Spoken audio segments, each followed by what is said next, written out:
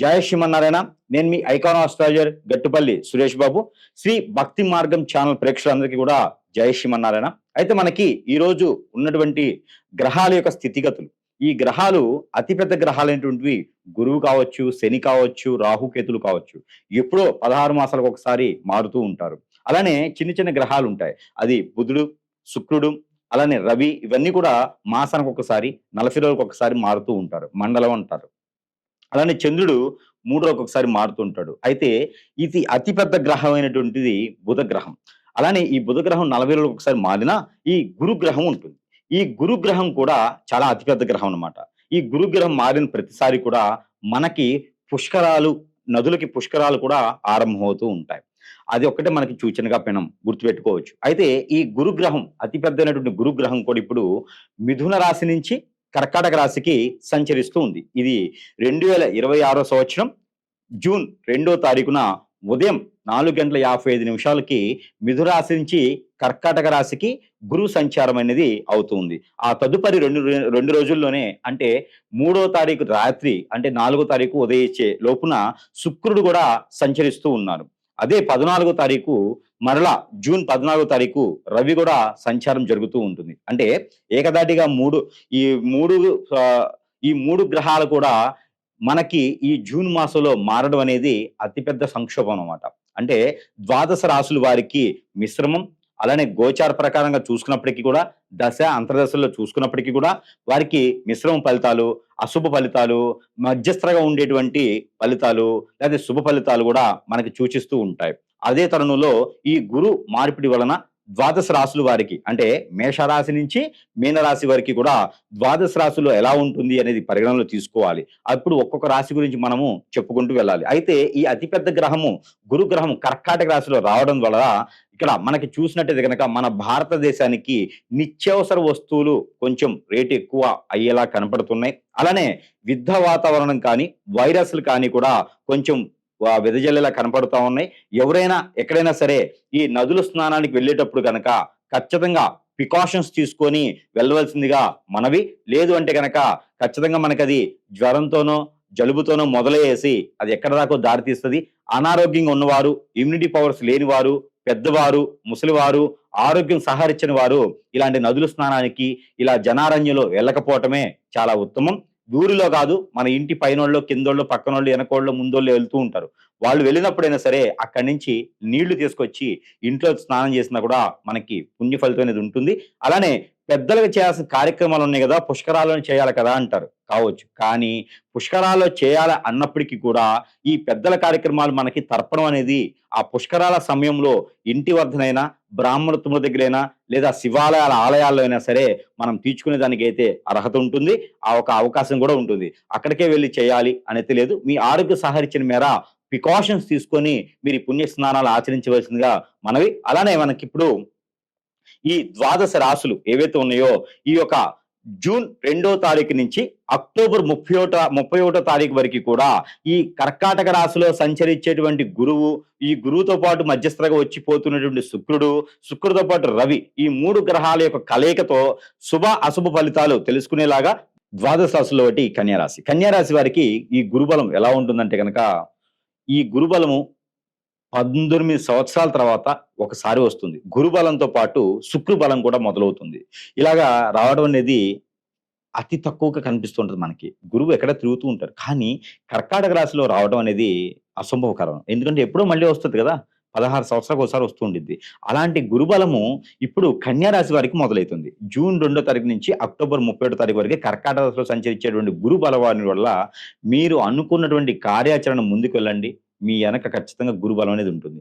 కన్యా రాశి వారికి సాధించలేనిది కానీ, ఇది కాదు అనేది కానీ, ఇది సాధ్యపడదు అనేది కానీ ఏముండదు. గురుబలంతో పాటు శుక్రబలం ఇద్దరు కూడా ఫ్రెండ్స్. దాంట్లో పాటు బుధుడు, ఇక్కడ బుధుడు మీ స్వస్థానంలో, అంటే కన్యా రాశికి అధిపతి బుధుడు. బుధుడికి ఫ్రెండ్స్ అయిన వాడు గురువు, శుక్రుడు ఇద్దరు ఉన్నారు. కాబట్టి వాళ్ళు 11వ స్థానంలో ఉంటున్నారు. ఈ 11వ స్థానం కర్కాటక రాశిలో ఉన్నారు కాబట్టి మీరు అనుకున్నటువంటి కార్యాచరణ ముందుకెళ్ళొచ్చు. మీకు వేల కోట్ల రూపాయల అప్పులున్నా కూడా పోయేటువంటి వనరులు దొరుకుతాయి. మీకు పెళ్లి కాలేదు అంటే, 35 సంవత్సరాలు వచ్చిన పెళ్లి కాలేదంటే కనుక ఖచ్చితంగా వారం రోజుల్లో పెళ్లి అయిపోతుంది ప్రయత్నం చేస్తే.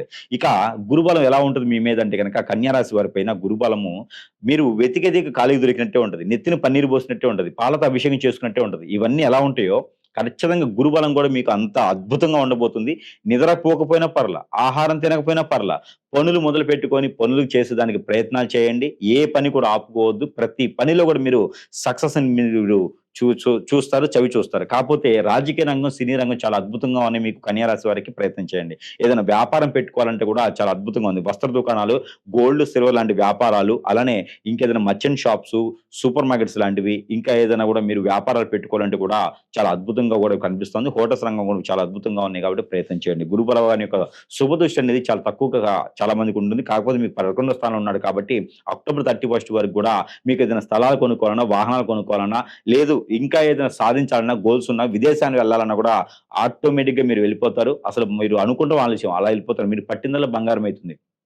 ఇలాంటి అదృష్టం కన్యా రాశి వాళ్ళకి రావడం చాలా గొప్ప విశేషం. ఎందుకంటే కన్యా రాశి వాళ్ళ దగ్గర ఏ వనరు ఉన్నా కూడా దానితో పాటు 10 మంది బావుంటారు. ఎందుకంటే వారందరిని చెంత చేర్చుకొని అందరూ ఒకేలా ఉండాలని చెప్పి ఆలోచించుకొని అందరిని తనతో పాటు తీసుకెళ్ళడం తత్వం చాలా తక్కువ మందికి ఉంటుంది. అందులో కన్యా రాశి వాళ్ళకి నిస్వార్థంగా చేసేటువంటి పనులుంటాయి కాబట్టి ముందుకు వెళ్ళొచ్చు. అలానే రాజకీయ రంగంలో మంచి పదవులొస్తాయి. మంచి పేరు, ప్రఖ్యాత, హోదా, డబ్బు, పలుకుబడి అన్నీ కూడా మీకు సమకూరేలా కనిపిస్తుంది కాబట్టి అలానే ముందుకు వెళ్ళొచ్చు. దాంతో పాటు ఈ కన్యా రాశి వారికి పెళ్లి యోగ్యత కూడా చాలా అద్భుతంగా ఉంటుంది. ఎక్కడైనా తూర్పు తీసుకొచ్చిన అమ్మాయి సంబంధం, ఉత్తర తీసుకొచ్చేటువంటి అబ్బాయి సంబంధం కూడా మీకు బాగా కనిపిస్తుంది కాబట్టి అదే విధంగా మీరు ప్రయత్నాలు చేసుకోవచ్చు. కన్యా రాశి వారికి మరొక విషయం ఏంటంటే గనక విదేశాలు ఒకటే కాదండి.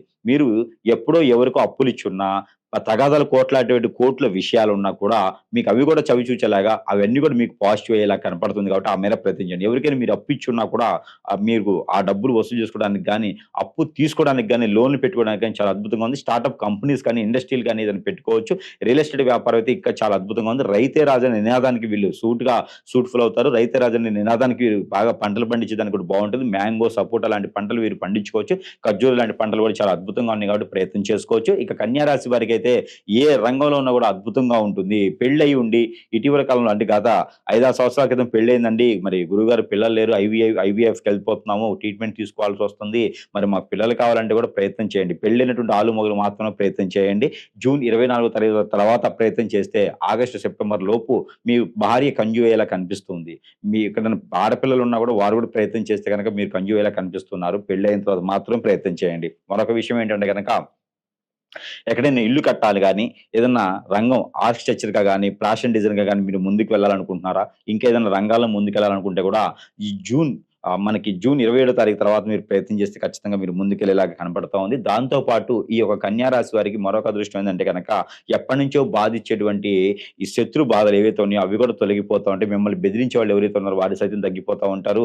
కాబట్టి మీ యొక్క ఏదైతే ఆదరణ ఉందో ఈ ఆదరణ చాలా గొప్పగా ఉంటుంది. అలానే వృద్ధాశ్రమాలు, ట్రస్ట్‌లు, అలానే అనాథాశ్రమాలు, ఆలయాల ధర్మకర్తలుగా ఆలయాలు నిర్మాణం చేయటంలో మీరు ముందుంటూ ఉంటారు. మీకు నైపుణ్యంగా చాలా అద్భుతంగా ఉంటుంది కాబట్టి అలాంటి ప్రయత్నం కూడా మీరు ముందు చేసి పేరు ప్రఖ్యాత పొంచేలా కనిపిస్తుంది కాబట్టి అలాంటి ముందుకు వెళ్ళండి. ఇక కూడా మీకు అనుకున్న పనులు అవ్వట్లేదంటే కన్యా రాశి వారి పైన స్వతహాగానే నరదిష్టి ఎక్కువగా ఉంటుంది. అలాంటి నరదిష్టి చాలా ఉందండి. నరఘోష చాలా ఉంది. అలానే శత్రు భయం ఎవరైనా ఉండి కూడా మనకి మంచి చేయాలనుకుని ముందుకు వెళ్తే గనుక కన్యా రాశి వారు అందరూ కూడా బోలాశంకరులాగా చెప్పుకుంటూ ఉంటుంటారు.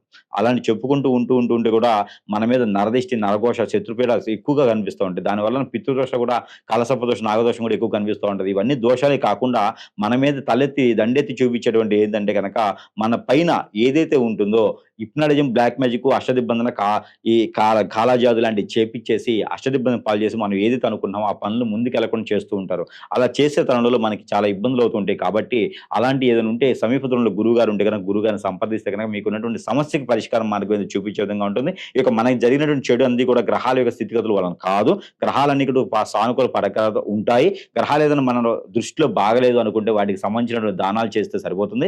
దానికి సంబంధించిన శాంతి హోమాలు, పూజలు చేస్తే సరిపోతుంది గానీ మానవ గ్రహం అని ఒకటి ఉంటుంది. మన చుట్టూతోనే ఉంటుంది. ఆ మానవ గ్రహం మన మీద చేయించేటువంటి చెడు క్రియలన్నీ కూడా అంత ఈజీగా మనకు మనంగా తీసుకునే దానికి అవ్వదు. ఏదైనా గురువుని సంపాదిస్తేనే వారు చేసేటువంటి విధానంగా చేస్తే మాత్రమే దానికి ప్రతిఫలం ఉంటుంది. ఇక అన్ని రంగాల్లో ఉన్నవారు ముందుకెళ్ళాలి. గురుబలం మీకు కూడా ఎక్కువగా ఉండాలి. ఈ యొక్క శుక్రబలం ఎక్కువగా ఉండాలనుకుంటే గనక మీరు చిన్న పరిహారం చేసుకోవాలి. అదేంటంటే గనక ఉలవలు ఒక పావు కిలో, జొన్నలు ఒక పావు కిలో, అలానే క్యాష్యూ నట్, జీడిపప్పు ఉంటారు. అవి ఒక పావు కిలో తీసుకోవాలి.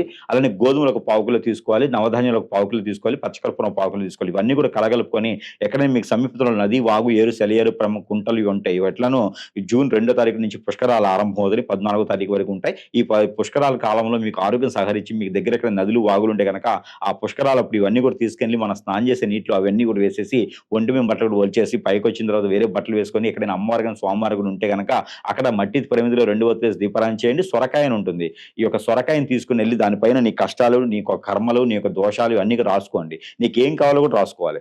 దానిపైన ఒక బ్లాక్ ఇంక్ కానీ రెడ్ ఇంక్ కానీ పెన్నుతో రాసుకొని ఆ సొరకాయని నీటి పాలు చేయాలి. నీటిలో వదిలివేయాలి. అలాగా అలా వదిలివేయడంతోనే మీకున్నటువంటి కోరికలన్నీ తీరుతాయి. మీకున్న కర్మలన్నీ కూడా పోతాయి. కాబట్టి ఇలాంటి చిన్న చిన్న పరిహారాలు చేసుకుని కూడా అదృష్టవంతులు. గురుబలం, శుక్రబలం ఇద్దరిది కూడా ఈ యొక్క కన్యా రాశి వారి సొంతమవుతుంది కాబట్టి ఈ 3 మాసాలు నిద్రపోయినా పర్లేదు, నిద్రపోకపోయినా పర్లేదు, అన్నం తినకపోయినా పర్లేదు, ఆహారం తినకపోయినా పర్లేదు. మీరు అనుకున్న పనులు ముందుకెళ్ళేదానికి ప్రయత్నించండి. మీ వెనక గురువుగారు మేము ఉండేదానికి ముందుంటాం. ఇంకేదైనా సమస్య ఉన్నా కూడా స్క్రీన్ మీద కనిపించే నెంబర్‌కి కాల్ చేస్తే కూడా ఎన్నో రకాలైనటువంటి మంత్రోచ్చారణ చేసినటువంటి వస్తువులు మన దగ్గర సమీపంలో ఉన్నాయి కాబట్టి మా వద్ద నుంచి మీ చెంతకి చేర్చేటువంటి సదవకాశం కూడా మన దగ్గర లభ్యపడుతోంది.